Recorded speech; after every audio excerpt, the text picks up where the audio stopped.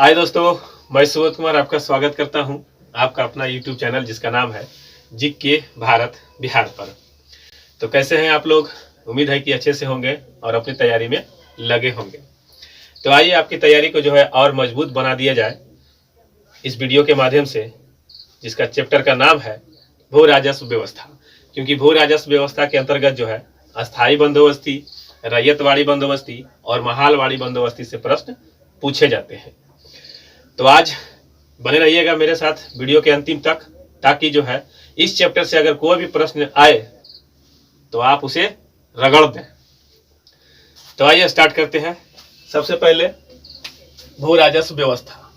भू राजस्व व्यवस्था के अंतर्गत सबसे पहले पढ़ेंगे अस्थायी बंदोबस्ती, उसके बाद रैयतवाड़ी, उसके बाद महालवाड़ी। यह तीनों का तीनों जो है व्यवस्था दोस्तों, वह जो है राजस्व वसूलने के लिए अंग्रेजों के द्वारा लागू किया गया था।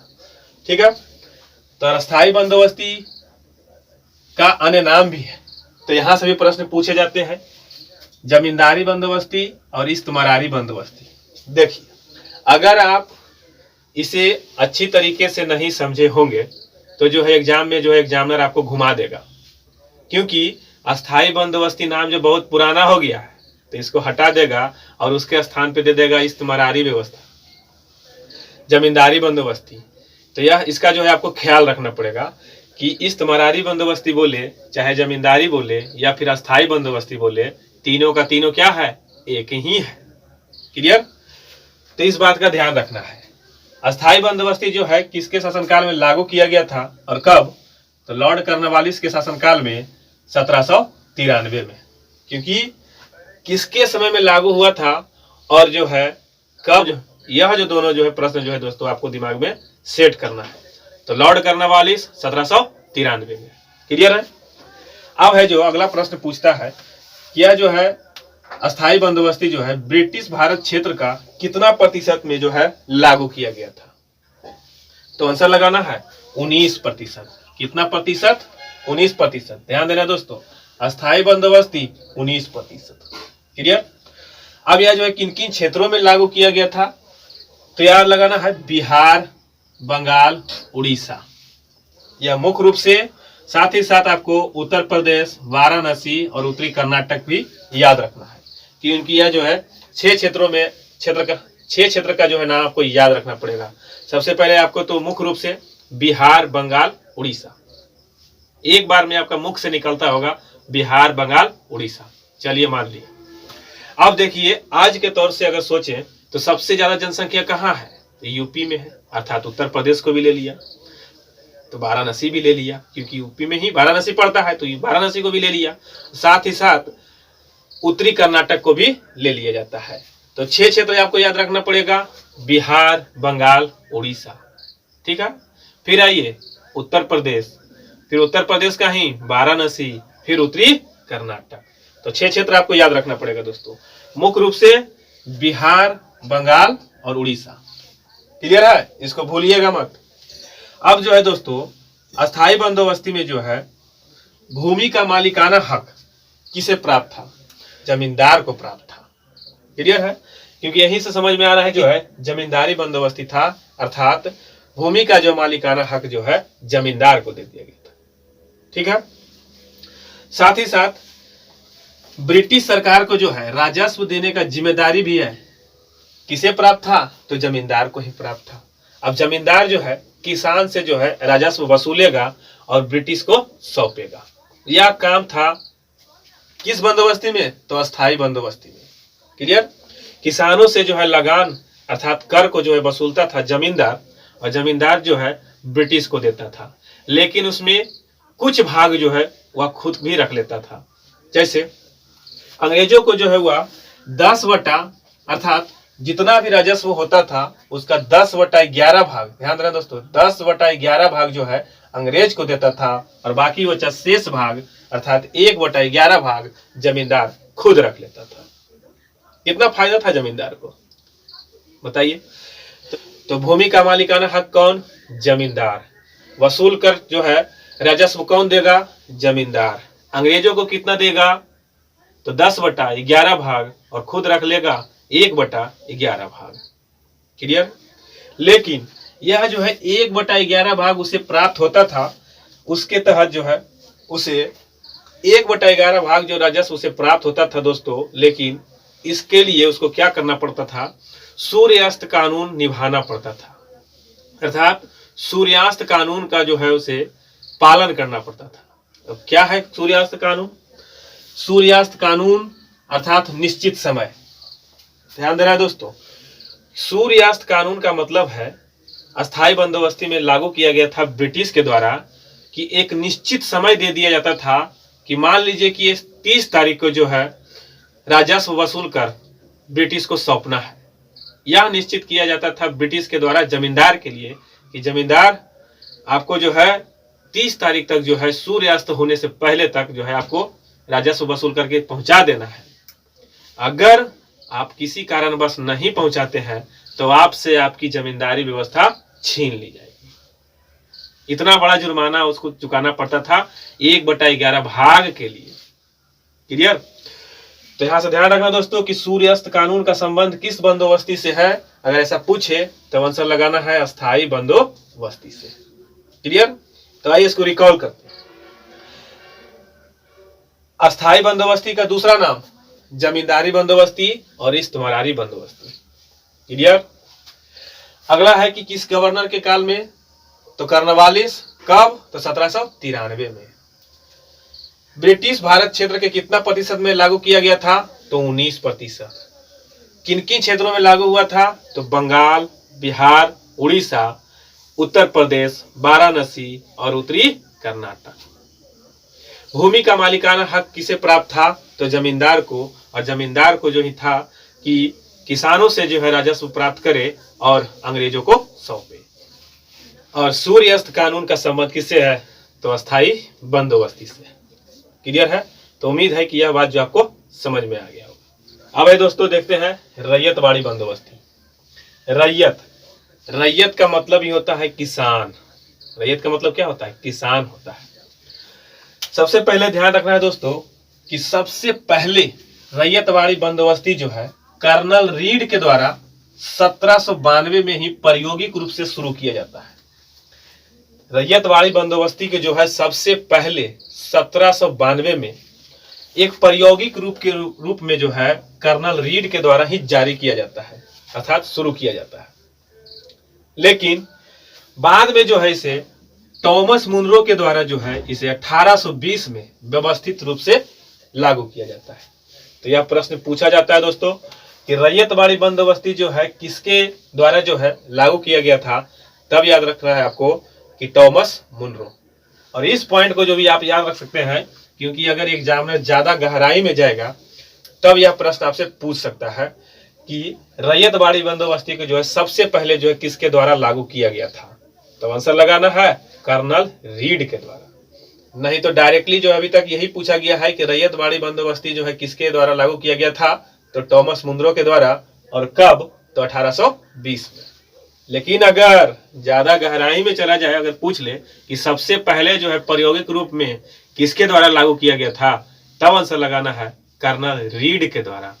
क्लियर? कब, तो 1792 में।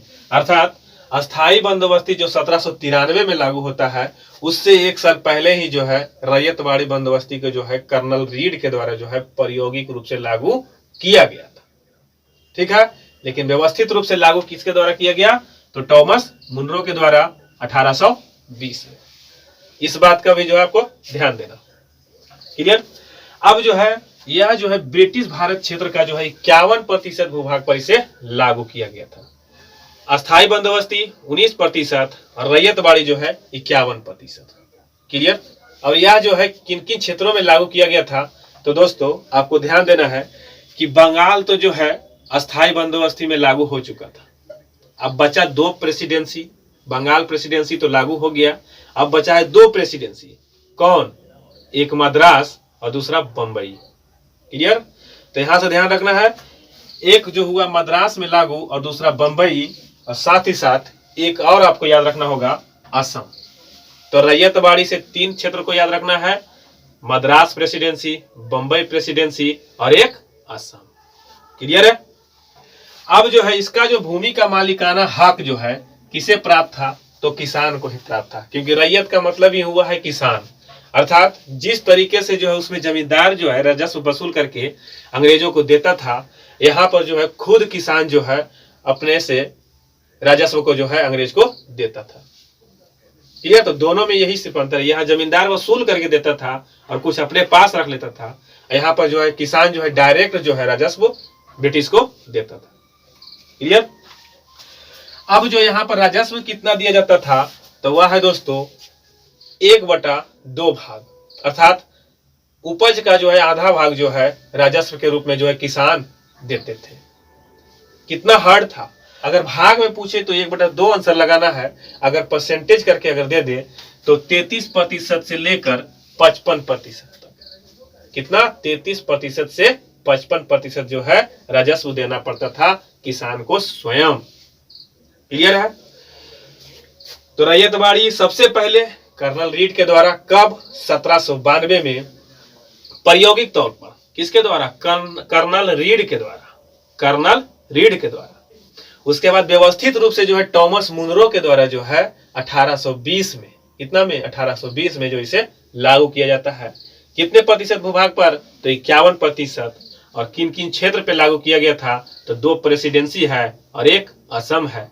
अर्थात बंगाल तो चला गया स्थायी बंदोबस्ती में, इसमें बचा बंबई, मद्रास और 1 आपको असम लगाना है। क्लियर है? मालिकाना हक किसे प्राप्त होता है? तो रैयत है तो किसान को ही मालिकाना हक प्राप्त था। यह जो है किसान के द्वारा जो है अपने उपज का जो है 1/2 भाग राजस्व के रूप में देना पड़ता था। क्लियर है? तो उम्मीद है कि ये रैयतवाड़ी भी समाप्त हुआ होगा। याद हो गया? अब आइए देखते हैं महालवाड़ी बंदोबस्ती।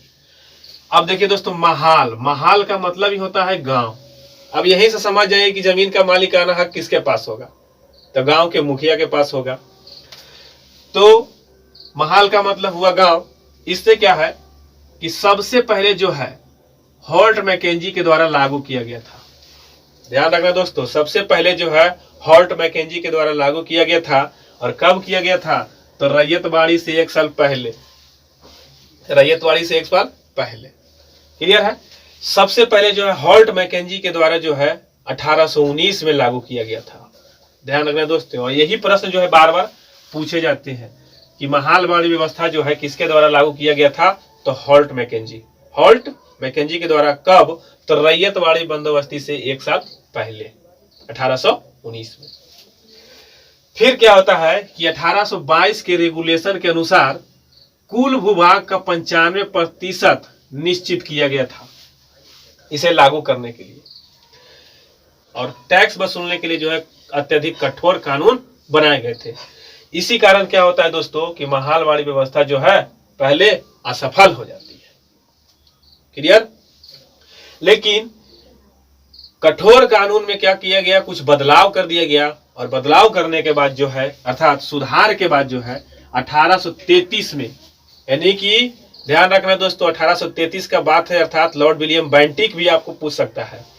तो 1833 में जो है मार्टिन वर्ड के देख रेख में जो इसे पुनः लागू किया गया था। पहले सबसे पहले लागू किया गया था हॉल्ट मैकेंजी 1819। ठीक है? फिर जो है 1833 में से मार्टिन वर्ड के देख रेख में जो इसे पुनः लागू किया जाता है। तो यह दोनों प्रश्न पूछे जाते हैं, इसको आपको ध्यान रखना होगा। एक हॉल्ट मैकेंजी और दूसरा मार्टिन वर्ड। कब? तो 1833। और 1833 के समय के अगर किस गवर्नर के जनरल के काल में अगर पूछ ले तब आंसर लगाना है दोस्तों लॉर्ड विलियम बेंटिक। ध्यान देना है।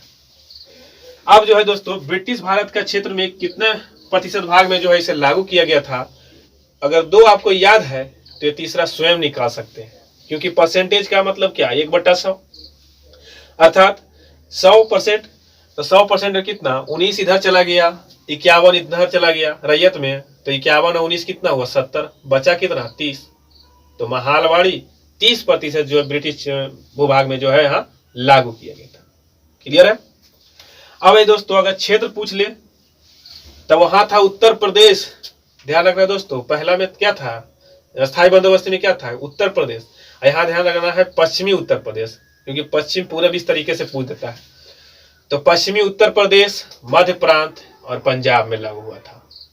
पश्चिमी उत्तर प्रदेश, मध्य प्रांत और पंजाब में लागू किया गया था। अब भूमि का मालिकाना हक तो पहले ही बता चुके हैं कि महाल का मतलब होता है गांव, अर्थात पूरे गांव वासी का जो ही मालिकाना हक दे दिया गया था, जो कि गांव का जो प्रधान होता था, जिसे मुखिया कहा जाता था, उनका यह काम था कि राजस्व को वसूल कर जो है अंग्रेज को देना।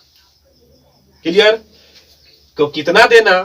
तो सबसे पहले जो है 2/3 भाग दिया जाता था और बाद में जो है इसे 1/2 भाग कर दिया गया। अगर डायरेक्टली भाग में अगर इस तरह से पूछे तो इस तरह से आंसर लगाइएगा। अगर डायरेक्टली पूछते परसेंट में करके तो 60% अर्थात 60% लागू किया गया था। क्लियर? तो महालवाड़ी व्यवस्था जो है हॉल्ट मैकेंजी कितना 1819, ठीक है।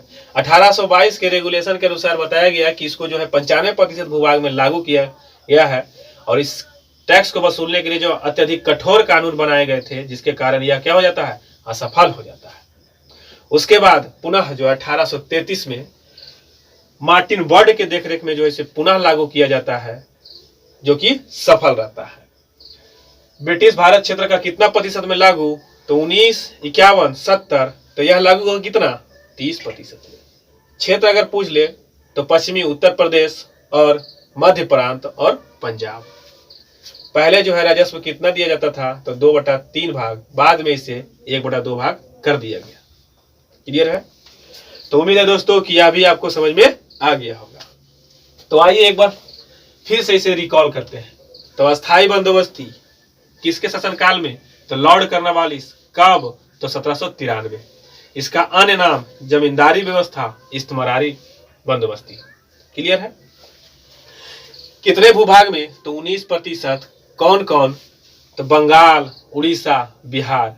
तो पहले से याद है, लगाना है क्या? सबसे ज्यादा जनसंख्या जहां, अर्थात उत्तर प्रदेश। उत्तर प्रदेश में वाराणसी को नहीं छोड़ेंगे। अब इसको नहीं छोड़ेंगे तो कर्नाटक को भी नहीं छोड़ेंगे। कौन सा कर्नाटक? तो उत्तरी कर्नाटक। क्लियर है? अब जो मालिकाना हक किसे प्राप्त था? तो जमींदारी व्यवस्था इसे कहा जाता है, तो इसे जमींदार को ही प्राप्त था। जमींदार जितना राजस्व वसूलता था उसका जो है 10/11 भाग अंग्रेज को देता था और 1/11 भाग स्वयं रख लेता था। लेकिन सूर्यास्त कानून का जो है नियम इसे पालन करना पड़ता था, क्योंकि सूर्यास्त होने से पहले इसे लगान पहुंचाना पड़ता था, नहीं तो इसकी जमींदारी छीन जाती। अब आइए देखते हैं रैयत बाड़ी व्यवस्था। रैयत मतलब क्या? किसान। इसमें मालिकाना हक किसे प्राप्त था? तो किसान को प्राप्त था। सबसे पहले जो है कर्नल रीड के द्वारा कब? 1792। ब्रिटिश भारत का कितना प्रतिशत? 51%। जो सबसे ज्यादा भूभाग में इसी को लागू किया गया था। प्रश्न में पूछे जाते हैं कि जो है भू राजस्व व्यवस्था के अंतर्गत कौन सी ऐसी व्यवस्था थी जो कि ब्रिटिश भारत क्षेत्र का जो है सर्वाधिक क्षेत्र में से लागू किया गया था? तब लगाना है रैयत बाड़ी बंदोबस्ती। अब बताइए, किसान को ही मालिकाना हक मिलेगा तो कौन सा ऐसा किसान है जो कि लागू उसे नहीं करने देगा, उसे नहीं मानेगा? तो किसान को मालिक बनाया, किसान हो गया खुश, चलो मेरा भी मैं भी मालिक बनूंगा। ढेर सारा हो गया, भूभाग में इसे लागू कर दिया गया। तो रैयत बाड़ी में सबसे ज्यादा जो है ब्रिटिश भारत क्षेत्र लागू हुआ था। कहां कहां? तो एक प्रेसिडेंसी उधर हो ही गया बुक, बचा कौन? मद्रास और बंबई और एक असम। क्लियर? कितना राजस्व देना पड़ता था? 1/2 भाग, 33% से लेकर 55% तक। क्लियर है? इसे महालवाड़ी व्यवस्था सबसे पहले हॉल्ट मैकेंजी के द्वारा 1819 में, फिर जो है इसमें सुधार करके जो है 1833 में मार्टिन वर्ड के द्वारा जो है पुनः इसे लागू किया जाता है। क्लियर है? कितना भूभाग में? तो 30% भूभाग में। किन किन क्षेत्रों में? तो पश्चिमी उत्तर प्रदेश, मध्य प्रांत और पंजाब में। मालिकाना हक किसे प्राप्त था? तो गांववासी अर्थात गांव के मुखिया को, अर्थात गांव के प्रधान को। उन्हीं का काम था कि राजस्व को जो है वसूल कर ब्रिटिश को देना। क्लियर है? कितना दिया जाता था राजस्व? तो पहले 2/3 भाग, बाद में जो है इसे 1/2 भाग ही कर दिया गया। क्लियर है? तो इसका स्क्रीनशॉट लीजिए। देखिए दोस्तों, वीडियो जो है वैसा वीडियो ही क्यों, अगर बार बार हमें देखना ही पड़ जाए तो। ये वीडियो जो है बड़ा जरूर है, लेकिन जो है इसे आप एक बार देख लिए हैं तो इनसे आने वाले प्रश्न जो है आपसे नहीं छूटेंगे। तो छोटा छोटा वीडियो आप देखिएगा, बहुत सारा वीडियो देखिएगा, तो आपका समय जो है इस वीडियो में जितना लग रहा है उससे कई गुना ज़्यादा समय लग जाता है अन्य वीडियो में देखने में। तो वैसा ही वीडियो देखें जिससे कि एक ही वीडियो में जो है आपको जो है जितना भी कन्फ्यूजन हो क्लियर हो जाए। ठीक है, तो ठीक है दोस्तों, वीडियो अच्छा लगा है, आपको याद हुआ है और चैनल पर नए थे तो चैनल को सब्सक्राइब कर लीजिएगा और वीडियो को शेयर जरूर करिएगा। साथ ही साथ आधुनिक भारत से जो है और वीडियो अपलोड हुए हैं। साथ ही साथ एडुटेरिया का जो है करंट अफेयर्स का जो बुक 2020 का करंट और 2021 का करंट, उसका भी जो है वीडियो आपको जो प्लेलिस्ट में मिल जाएगा, आप उसे भी जरूर देखें। तो ठीक है दोस्तों, अपनी तैयारी को जो मजबूत बनाइए। तो फिर मिलते हैं नेक्स्ट वीडियो में। पूरा वीडियो देखने के लिए धन्यवाद।